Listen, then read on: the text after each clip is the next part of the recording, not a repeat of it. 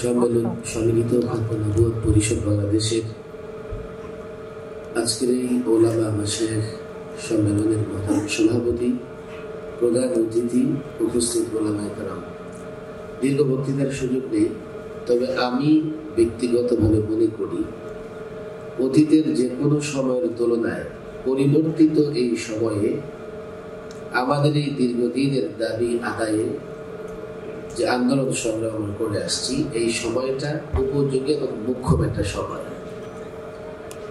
কেন আমি মনে করি এই কথা? এই জন্যেই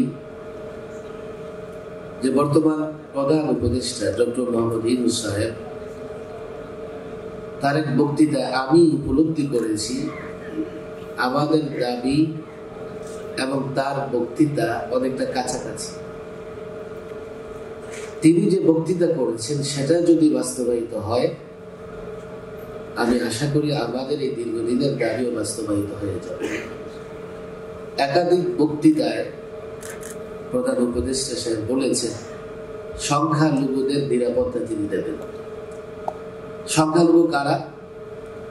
তিনি খ্রিস্টান, বৌদ্ধ, হিন্দু এদের সঙ্গে কাদিয়ানীদের নামও উল্লেখ করেছেন। বাংলাদেশে মুসলিম সম্প্রদায় সংখ্যাগরিষ্ঠ, কোনো সন্দেহ নাই।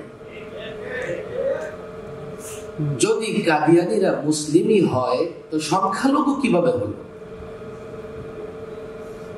আমাদের প্রধান উপদেষ্টা সাহেবের বক্তৃতায় এটা স্পষ্ট যে কাদিয়ানী সম্প্রদায় মুসলিম সম্প্রদায়ের অন্তর্ভুক্ত নয়।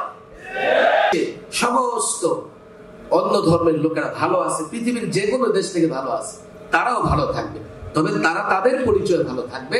তারা বিকৃত করে আমার ধর্মকে জাতির সামনে উপস্থাপন করতে পারবে না।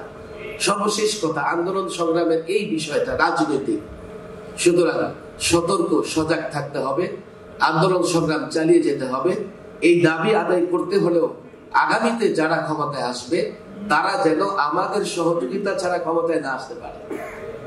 আমরা যদি এই জায়গায় থাকতে পারি যে আমাদের সহযোগিতা ছাড়া কেউ ক্ষমতায় আসতে পারবে না, তো যে কোনো দাবি আদায়ে আমরা খুব সহজেই সফল হব। আল্লাহ তাবারক ওয়া তাআলা তৌফিক দান করুন।